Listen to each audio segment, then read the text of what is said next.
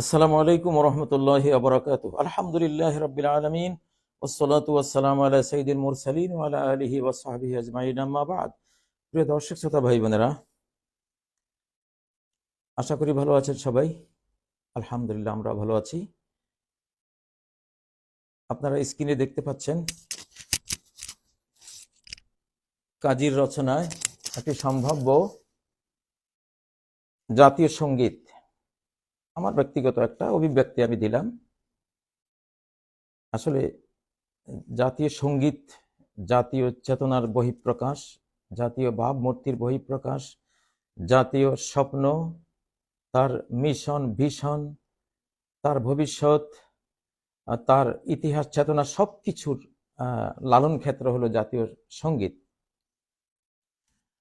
আমার বিশ্বাস যে আমাদের বিগত যে জাতীয় সঙ্গীতটি ছিল, একটা চোরাই মাল, গগন হরকরা থেকে চুরি করা। শুরুতেই যদি একটা জাতির স্টার্টিং মুভমেন্টটাই হয় চুরি, তো সেখান থেকে আপনি কি পাবেন? যেটা পাবেন সেটা পেয়েছেন, চোরের খনি পেয়েছি, আজও চলছে সেই ধারা। যতদিন এই সঙ্গীত থাকবে, চুরির ধারা অব্যাহত থাকবে, কেউ এ জাতিকে উদ্ধার করতে পারবে না। কারণ সৃষ্টিকর্তার আইন, বিধাতার বিধান বড় কঠিন। আপনি যেটা বলবেন, যেটা চাইবেন, যেটার জন্য আবেগে ভেসে যাবেন, যে আবেগে গা কাটা দেবে, আপনি ভালোবাসবেন, সেটা আপনাকে তিনি দেবেনই। জাতীয় সঙ্গীতে এত আবেগ দরকার হয় না, এখানে বিবেকের প্রাধান্য থাকতে হয়। পৃথিবীর কোনো জাতীয় সঙ্গীতে আমার মনে হয় না এত আবেগ দেয়া হয়েছে। মিথ্যা আবেগ, চোরাই আবেগ, আরেকজনের তা ধার করা। আমি গতকালও বলেছি, অনেকেই বলেছেন, আমার অনেক বন্ধুরা, আমাদের বাংলাদেশি বাংলা ভাষীরা অনেকে এটা নিয়ে কথা বলছেন। তো এই জাতীয় সঙ্গীত যেহেতু একটা চোরাই জিনিস, স্বত্বাধিকার হরণ করা হয়েছে গগন হর করার, সেই সুরের কৃতিত্ব তার, সে ভাবের কৃতিত্ব তার, যিনি চুরি করেছেন তার না। আর চোরাই মাল যে রাখে সেও চোর। এখন একজন চুরি করেছেন, আর আমরা সেই চোরাই মাল আমরা হেফাজত করেছি, আমরাও চোর, সাহিত্যিক চোর, ভাবের জগতের চোর, সবচেয়ে নিকৃষ্ট চোর।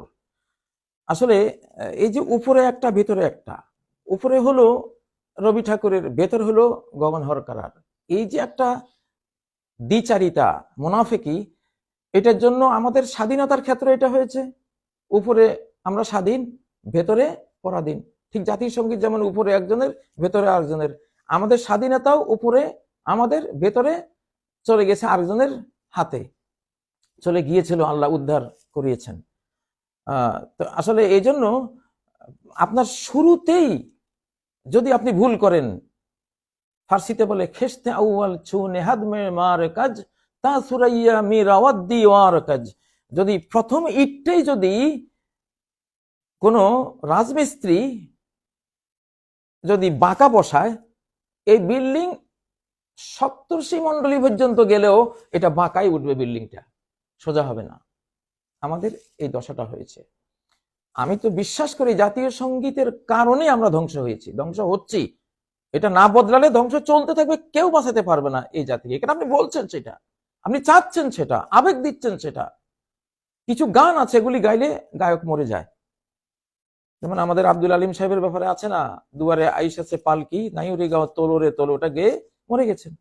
আমাদের ইদানিংকার যে কলরবের মাহফুজ, পদ্মা মেঘনা যমুনার তীরে, এখানে একটা গান আছে, কত ঢেউ আসে যায় আসে না কো ফিরে, এটা এটা বলে ওই বেচারা মারা গেছে।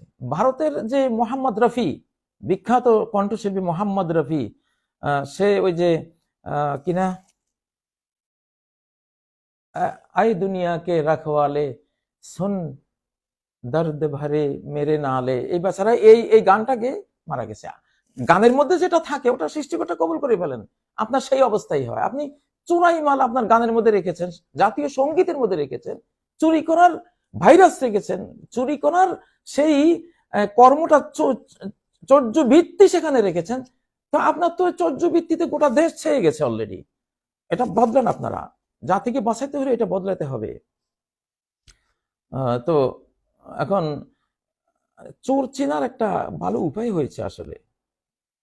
এই সঙ্গীতকে যদি কেউ খুব ভালোবাসে, আপনি খুঁজলে দেখবেন তার মধ্যে চুরির কোনো না কোনো দিক আছে। আর এই সঙ্গীতের পক্ষে যদি কেউ খুব বড় গলায় কথা বলে, আমরা বলবো চোরের মায়ের বড় গলা, সে চোরের মা, চোরাই জিনিসের পক্ষে কথা বলছেন। দেখুন, ন্যায় নীতি ন্যায় বিচারের পক্ষে থাকেন সবাই, যেটা ন্যায্য সেটা। তো জাতীয় সঙ্গীত থেকে কিন্তু জাতীয় অধঃপতন উন্নয়নের সূচনা হয়। আর এখানে যেই বাদ্য বাজনা, আমি গতকালও বলেছি, বাজনা বাজলে সাপ আসে, সাপ না থাকলে জিন আসে, শয়তান আসে।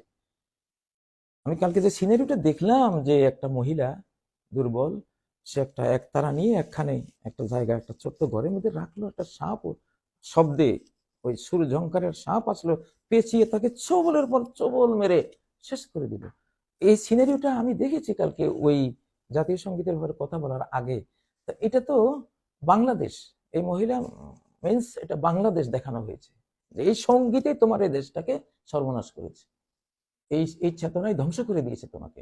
এত আবেগী জিনিস তো জাতীয় সঙ্গীতে থাকবে না, এটা মরমী জিনিসটা অন্য সময় আপনি যখন আল্লাহকে অর্চনা দিবেন, ডাকবেন, ইবাদত করবেন, তখন মরমী সুরে আপনি নিজে গান, সেটা অন্য জিনিস, মরমী জগৎ। কিন্তু এটা হলো কঠিন জগৎ, দেশ গড়া, দেশ রক্ষা করা, যুদ্ধের বিষয়, এখানে এখানে নীতির বিষয়, এখানে কঠিন। সারা পৃথিবীর ভোগ বিলাস আপনাকে ডাকবে, সেখান থেকে আপনি নিজেকে সেভ করতে হবে। এটা যুদ্ধ, একটা অনন্ত যুদ্ধ ক্ষেত্র। এখানে এত আবেগ একবারে গা কাটা দেয়া, নো, এটা চলে না এখানে। আর এই একটা জাতি সে গড়ে তীর তরবারি দিয়ে যুদ্ধ করে, আর পতন হয় দোতারা সেতারা দিয়ে, যখন সে গায়ক হয়, গায়িকা হয়, বাজনা বাদ্য গিটাল হয়, তখন পতন হয়।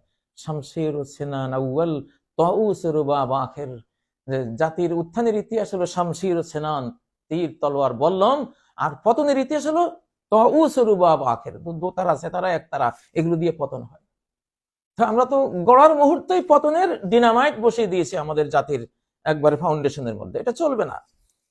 যাই হোক, আমি একটা আপনাদেরকে একটা দিয়েছি এখানে, জাতীয় সঙ্গীত কিরকম হতে পারে, যেখানে আমাদের আইডেন্টিটি থাকবে, যেমন আমরা বাংলাদেশি, আমরা বাংলা ভাষী, যেহেতু আমাদের ভাষার নামে দেশটা, এই জন্য আমরা আমরা বাংলাদেশি, আমরা বাংলা ভাষী, মুক্ত উন্নত বাংলাদেশ আমরা ভালোবাসি, স্নেহ মায়া দয়ার দেশ মোদের বাংলাদেশ, গোলামির শিকল কোরামরি বিকল, করি মোরা বিকল জানে বিশ্ববাসী। আইডেন্টি, আমাদের ভিতরে কি আছে? স্নেহ মায়া দয়া আছে, আমাদের শিকল বিকল করার জাতীয় বীরত্ব আছে, একটা আইডেন্টিটি আছে, বাংলা ভাষার প্রতি একটা দরদ দিতে হবে। মানে আমি একটা টাইপ দেখাচ্ছি, আপনারা এইভাবে জাতীয় সঙ্গীত লিখতে থাকেন, যারটা আল্লাহ কবুল করেন সে হবে। স্বপ্ন সোনার বাংলাদেশ শপথ নেয় বিচার, স্বপ্ন সোনার বাংলাদেশ শপথ নেয় বিচার, দুর্বলে রাখবো সবল পরোপকার অঙ্গীকার, বিশ্ব শান্তির ধর্মে মোরা মানবতার শত্রু নাশী, আমরা বাংলাদেশি, আমরা বাংলা ভাষী, মুক্ত উন্নত বাংলাদেশ আমরা ভালোবাসি। সাগর কন্যা বাংলা মাগো বিশ্ব বৈচিত্র্যময়ী, তোমার তরে দামাল ছেলে মেয়েরা যোদ্ধা রক্তক্ষয়ী, অন্যায় বন্যায় বৈরী যাতনায় তোমার পরশে হাসি, যত অন্যায় হোক, যত বন্যা হোক, যত বৈরী যাতনা হোক, হে মা, বাংলা মা, নিজ দেশকে মা বলা যায়, হাদিসে আছে হিয়া উম্মুকুম, এই পৃথিবীটা তোমাদের মা, তাই না? এটা মানে আমাদেরকে পালে। যেমন যারা জাহান্নামে যাবে, উম্মুহু হাবিয়া, তার মা হলে জাহান্নাম, জাহান্নামে থাকবে, সে জাহান্নামের সাথে ম্যাচিং করা চরিত্রের মানুষ, জাহান্নাম তার মা।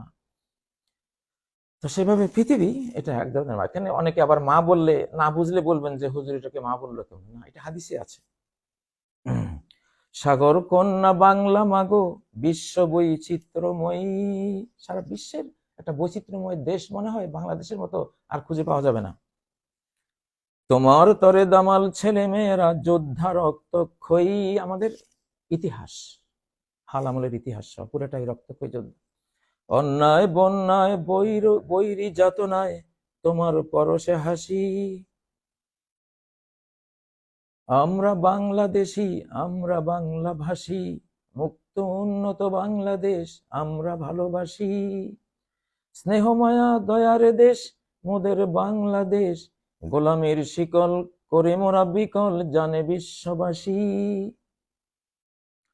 ৩-০ বাংলাদেশ বলবে বিধাতা বেশ বেশ, সাজাবো খাঁটি স্বাধীন দেশ, রাখবো না কো হিংসা দেশ, মোরাই শ্রমিক মোরাই চাষী। আমরা বাংলাদেশী, আমরা বাংলা ভাষী, মুক্ত উন্নত বাংলাদেশ আমরা ভালোবাসি। মানে জাস্ট একটা নমুনা দিলাম আপনাদেরকে। এখানে যে বললাম ৩-০ বাংলাদেশ বলবে বিধাতা বাংলাদেশ, বিধাতা বাংলাদেশকে বেশ বেশ বলবে কিভাবে বুঝলাম? এভাবে বুঝলাম যে ইস্তেখারা করেছি, ইসমে আজম পড়েছি, শাহানশাকে সাথে নিয়ে তো লিখেছি।